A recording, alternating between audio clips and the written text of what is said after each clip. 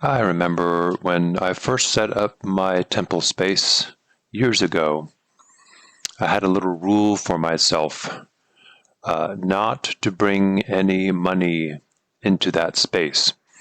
That space was supposed to be spiritually pure. And so if I came home from work, let's say, was going to do ritual at night, had to make sure that the wallet was stowed away and no pocket change was in my pockets. And that's back when we used to have carry cash, right?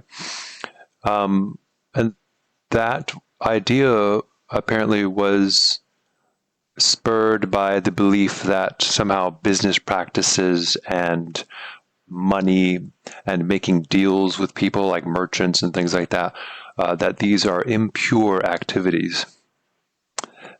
And there's some reality to that, actually. So we'll talk about what it is that makes spirituality and money sort of odd companions, and maybe something philosophically that can help reconcile making money and doing magic or spiritual practices.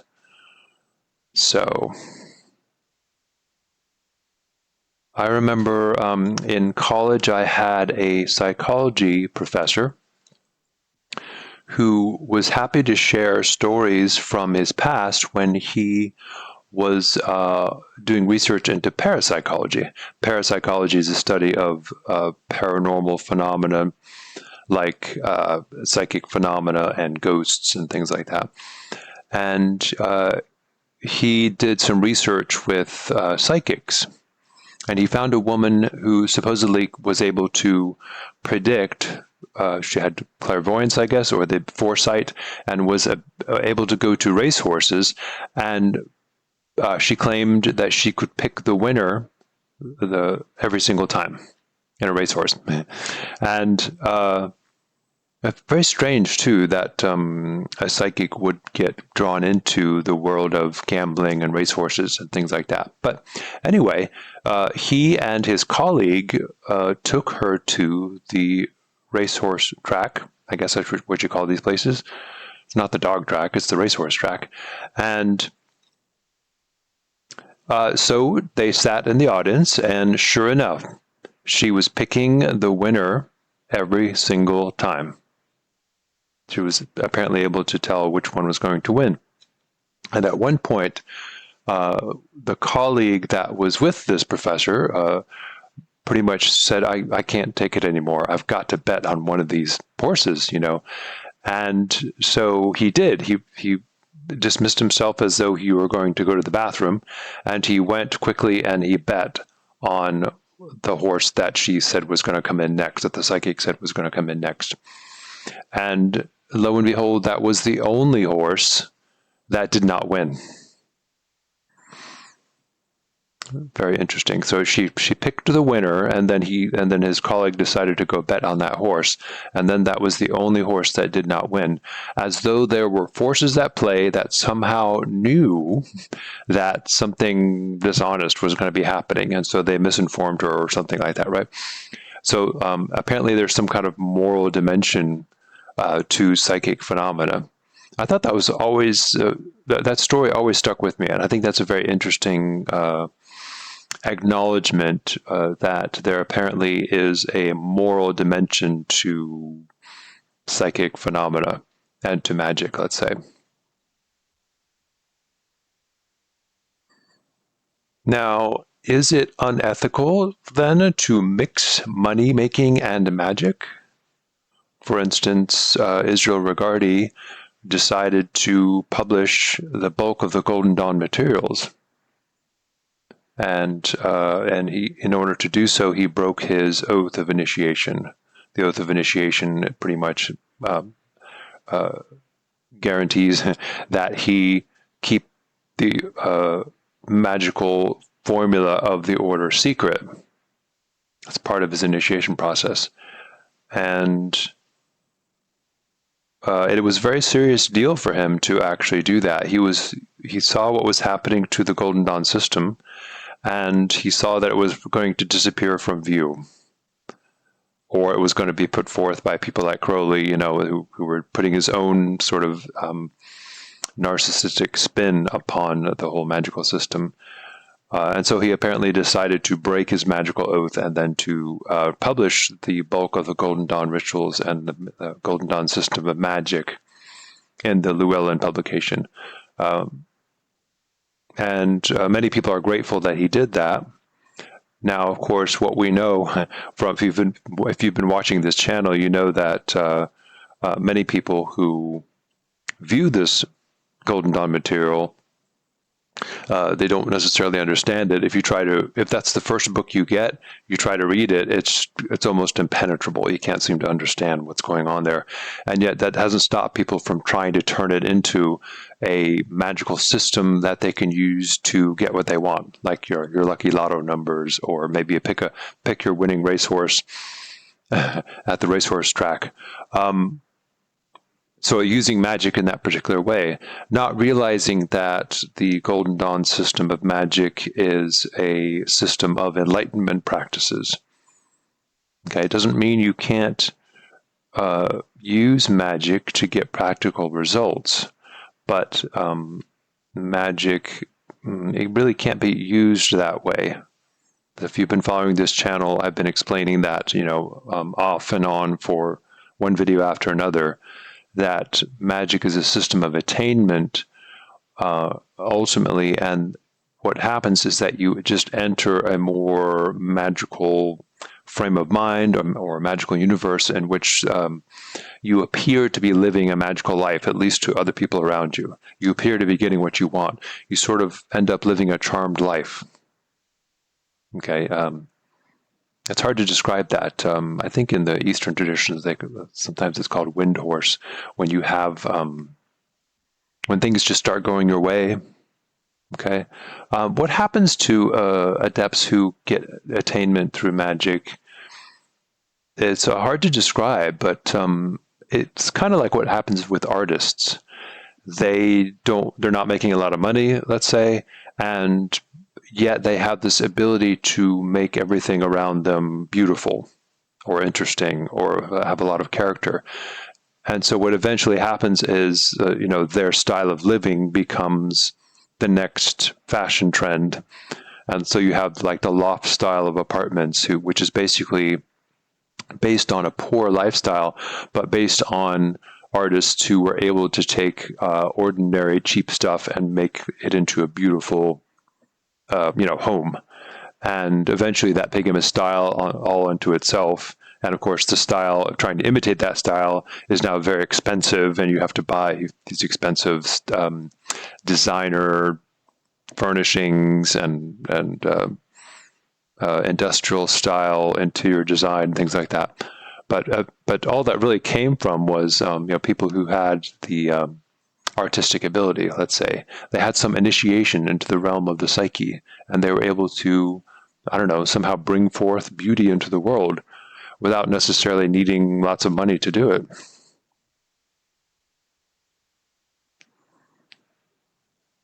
And so the situation is similar with me. I was in a Golden Dawn temple, Raharagji temple, and that was up in Washington State. And I got the impression that magic just wasn't out there. It was really, I think I was fortunate to enter a temple where I was getting some legitimate teachings, and I had teachers who were on a non-dual path and were able to embody the inner teachings of the Golden Dawn. They were the real deal. And I was sort of lamenting that this was such a secret thing.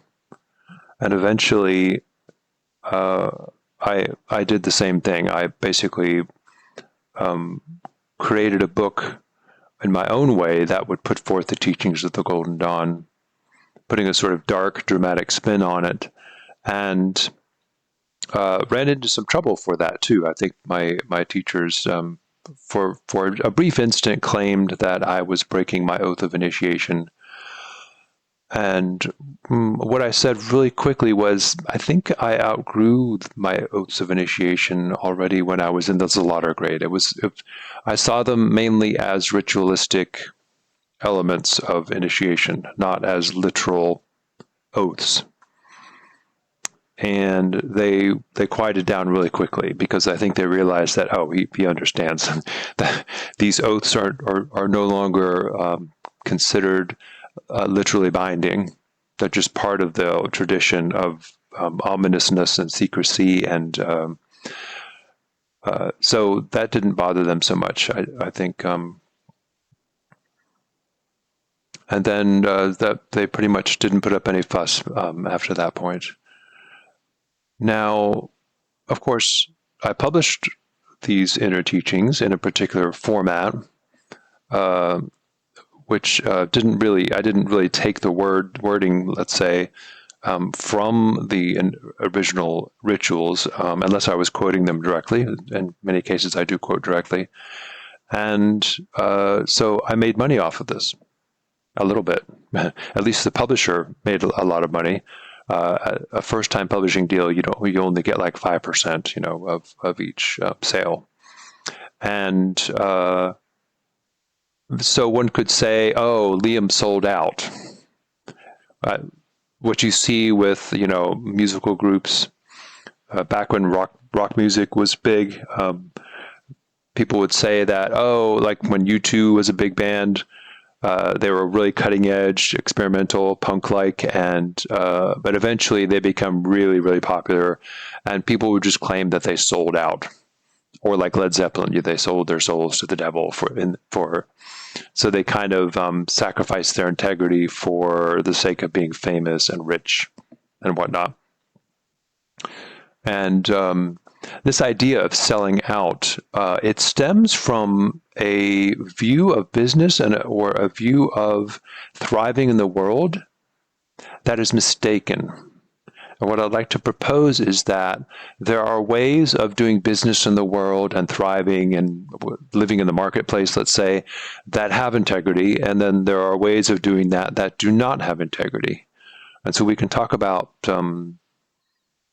these things. I don't know if this is maybe kind of a dead issue because nobody has really given me any flack for charging people for consultations and things like that. I was expecting to catch, a lot of heat for that say, oh, he's just charging people for money for teachings and magic. And I understand that criticism because throughout the ages, there have been many people who have been selling things illegitimately or, selling holy relics in the marketplace for really high prices, claiming that, oh, this is a piece of the true cross, things like that, right? There's a lot of charlatanry going on, of course. And it's up to you, the buyer, to beware and to decide what you're going to spend money on. And even if you do end up buying things that are sort of designed to rip you off, let's say, or to just make a buck, it doesn't mean you can't derive some kind of special meaning from them anyway, like a souvenir type quality. But in any case, when you are participating in this marketplace, there are people, possibly, who do have integrity when they're doing this kind of business with you. And there are people who do not. And we can talk about the hidden dimension of what that integrity is. And now's the time to have a commercial. As you guys can probably tell, if you look at the comments on the videos, I haven't been really engaging as intensely as before. Because the comments are becoming very numerous now. So I don't have time to go into a back and forth in the comments on the videos. So what I've decided to do is create a Patreon page. I guess I should apologize for that because like everybody on YouTube seems to have a Patreon page. I did look at other services and I have to say Patreon was it seems to be a pretty good product. So I'm going to be one of those people who says, hey, you can support me on Patreon. Sorry about that. So this is sort of commercial because you can actually go to Patreon. And this is kind of a benefit for you guys because, as you guys know, I do consultations and I charge money for them, and that can be quite pricey. But the benefit is that you can follow the curriculum in the Kabbalah Magic Book, and then you can work with me maybe once a month or whenever you feel like it, and then sort of get course corrections. And you can also, if you want to customize some of the self-initiation materials for yourself, I can help you do that. Because if you operate under your own guidance, then of course you risk sabotaging the work. Okay. By the work, I mean, if you follow the Golden Dawn curriculum, you have to remember this is a curriculum of enlightenment practices. You're basically working your way towards enlightenment, if such a thing is possible. Okay. And in order to do that, it is best to have a teacher or a guide of some kind. And so this is possible. Now, if you join the Patreon page, it's only $5 a month, and then you can have intensive back and forth chats with me, basically on keyboard. Okay, and of course, I'm still available for consultations, basically through internet meetings. That's also a possibility. Okay, but at $5 a month is much cheaper, and I'll start putting posts up there. And there will be a chance to communicate with me privately, one-on-one, with intensive back and forths. Not only that, but also to have discussion boards, in which case my back and forth discussion with you guys will be much more intensive and responsive and attentive. All right. And so has Lyam sold his soul to the devil? So, one thing to talk about real fast is that in Kabbalah, there are more than just 3 dimensions, like 3-dimensional space, or 4 dimensions. There are at least 7 dimensions, or you could even say 10 dimensions. Okay, and we have the 3 dimensions of space. In other words, there's length, there's an abyss of height, and abyss of depth. There's an abyss of the east and an abyss of the west. There is an abyss of the north and an abyss of the south. Okay, these are the dimensions of the 3 dimensions. But there's also the 4th dimension of time. We should backtrack a bit here. So if you do dimensions on a 2-dimensional plane, you could decide to meet me at a particular location. Okay, you could say, oh, I'm going to meet you at the corner of 5th and Elm Street. Okay, that would be 2 coordinates. That would be like your XY axis coordinates. Okay, so I'm going to meet you. You follow Elm, and then you follow Elm all the way to 5th, and then at that corner, then you and I will meet. Okay, but then I'm going to add a 3rd dimension to that, and that is, well, I'm actually in the building on the corner on the 5th floor.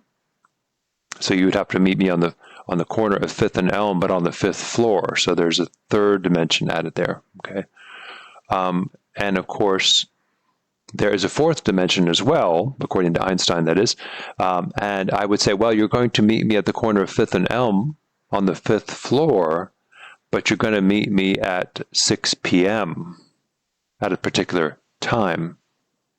Okay, because you show up at the wrong time, then I won't be there. Okay, so that is the 4th dimension. Okay, so the 4th dimension also involves time, supposedly. Okay, even though time doesn't necessarily exist in a linear way. I talked about that in a previous video, but never mind that for now. Okay, so now in Kabbalah, we add a 5th dimension. Okay, and so you have an abyss of height and an abyss of depth added there, but you also have an abyss of the past and an abyss of the future. That's time. Past and future is now added to as your 4th dimension. The 5th dimension is one of providence. Okay, so the 5th dimension is the one of, it's an abyss of good and an abyss of evil. but kind of quaint way of saying it. But what you have there is you have a timeline that goes from the past into the future. Okay, and that's your fourth dimensional, sort of. It's not linear, but of course, the only way we can understand it is to try and make something linear out of it. So you have the past leading into the future, right? Now, in providence, in the fifth dimension, there are multiple timelines of past and future. So, in other words, there are multiple futures possible. So it's not just one future that you have. There are multiple futures, and you can of course pivot and then choose a particular destiny. Okay, so that is now the fifth dimension, which is the one of providence. And the fifth dimension is basically considered to be a moral dimension. You can go towards something good, or you can go towards something evil. Now you can pivot and choose a path that is either, I don't know, heaven bound or hell bound, right? If you want to get Christian about it. Okay, and so originally the idea of the crossroads was that the crossroads were only three, and the idea of the crossroads was like there are two paths you can go down, and one of them is the left-handed path, and one of them is the right-handed path. And this basically is an allusion to the fifth dimension of providence, where you can choose to go down a particular path. Okay, so in mystical practices or magical practices, this is a dimension also to take into account. There's a moral dimension. And if we go back to what happened at the racehorse track, that moral dimension seemed to be somehow coming into play there in some mysterious way when the guy went to bet on the horse, and that was the only horse that didn't come in as a winner. Strange. Okay, so apparently the fifth dimension of providence was somehow going on there. Or there were entities in the fifth dimension who could tell what was happening and said, oh no, we're not going to let this happen. Now, this fifth dimension is not necessarily going to be one where the good looks all full of happiness and evil looks all full of sadness. That's too superficial. Okay, and this moral dimension to magic is more about a path that has integrity and a path that does not have integrity. And then, of course, what do I mean by integrity? We have to talk about that, okay? So if somebody is going to make money at teaching magic or actually even doing magic for people, like tarot readings and things like that, there is a way to do that that involves, that has integrity, and there's a way to do that that does not have integrity. And this would be the path of good and the path of evil, more or less.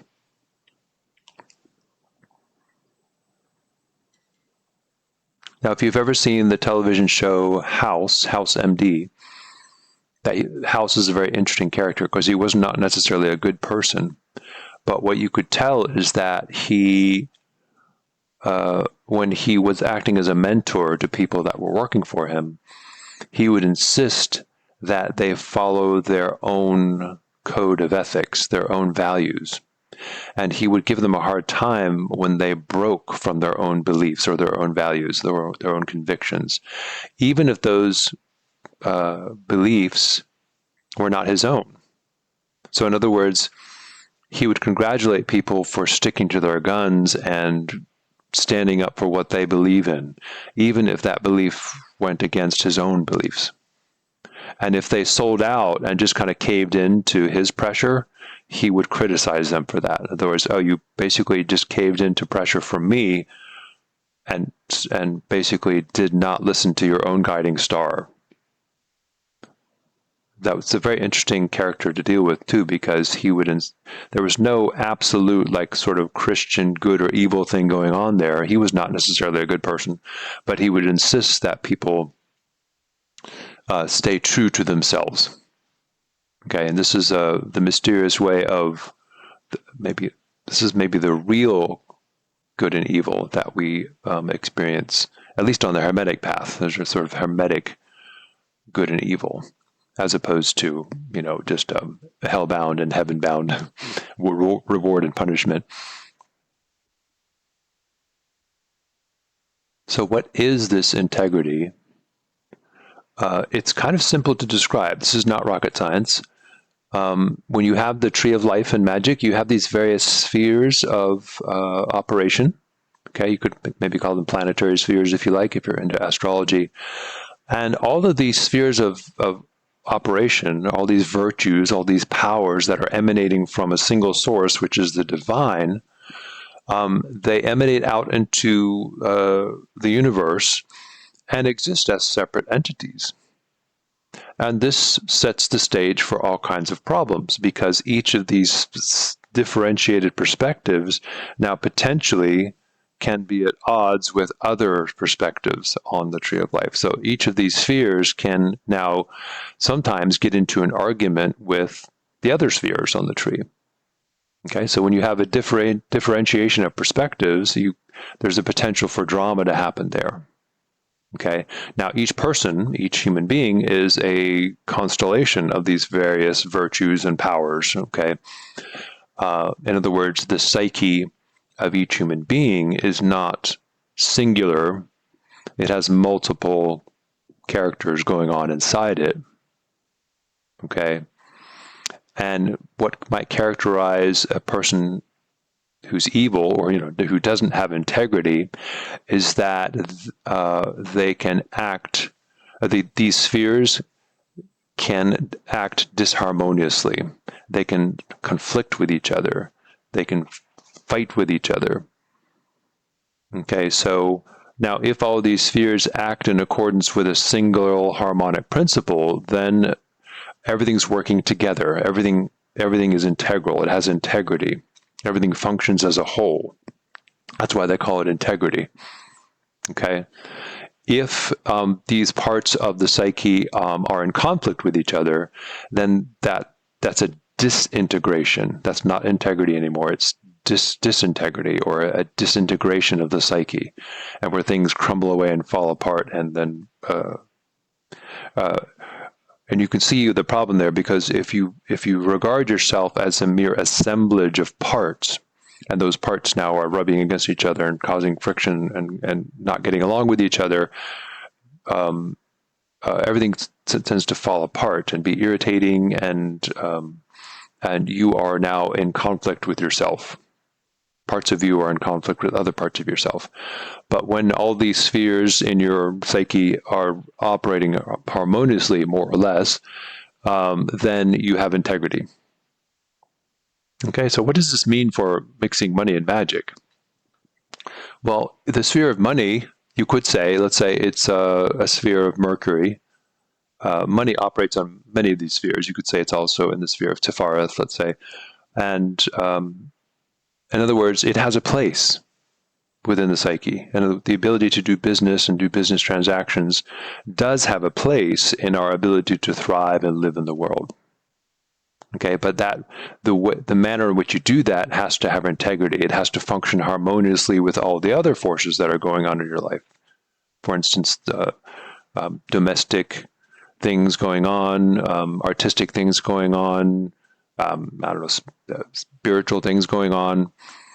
All of these things have to be in harmony with also the things of Mars. In other words, the ability to fight for what you believe in, even to engage in violence if necessary. That also has to be integral to the system and function harmoniously with everything else. Okay, and so now, of course, the ability to get all these things functioning harmoniously, that's quite a task. And can you maintain that all the time? No, it's probably impossible. No. But for the most part, somebody who is an enlightened adept supposedly is able to keep these things in harmony. And the one thing that really marks them is that they are true to themselves, that they have integrity somehow. Okay. Even if it means that they break their oath of initiation, because remember, there are higher principles to follow than just an external oath that you took. Okay, so for instance, if you make a marriage vow to somebody, eventually the two of you will evolve apart. It's kind of guaranteed, actually. And then, of course, you might evolve back together again. That's always possible too, right? But for the adept, there's no harm in basically getting a divorce and basically just saying, "This is okay. We're done now. We tried to make this thing work, whatever that is, right? And then we have evolved apart, and now we respect each other. We go on our separate ways. That also has integrity. Okay, so trying to make things work simply just because you promised something, that is a mark of integrity. But there are higher principles at work here, and there are higher principles to stay true to, other than just something you said, 5 years ago. All right. Hope that makes sense. Kind of a lot of really good fiction ties into that, where you have characters who are badass and break rules all the time, but you can tell they're following higher principles other than just the laws of the land or the morals of the family. They're basically causing trouble, but their badassery it involves answering a higher power than the more conventional powers that are going on around them. Okay, and such people can be said to be marching to the beat of their own drummer, and you can tell that could be a selfish thing, but very often it is not. It is a higher principle that is operating through them, which is a mark of integrity, and it's highly respectable for those who can see it, for those who can sense it. All right. So can the money-making process have integrity? Yes, it can. So the easiest way to say that is that the problem that people run into is the problem of the win-lose scenario. And so if you are if you're doing business as a non-initiate, let's say, your attitude towards business is that, oh, well, I did this for you, and then I get a payback. Now you owe me, and then you owe me, which is fine. But then that's more the view of the psychopath. If you only see things that way, it's like, I'm going to poke you with a stick in it just the right way, and you're going to put out for me. And then I can poke somebody else in a particular way, and then they're going to give me something, right? And in other words, there's a constant manipulation going on. And when people come at you with a sense of, oh, I did this for you, now you owe me, that's very often a win-lose situation going on, where they just see everything in terms of the surface world. Now, the alternative to that is win-win. Okay, in other words, it's not that I do something for you, now you owe me. It's like, no, I'm going to do this with you, and we're going to thrive together. This is a chance for us to join forces, and then we'll make something beautiful together, and both of us are going to benefit from this. It's a completely different mindset. It's not really a win-lose, and it's really sort of an anti-vampire way of looking at things.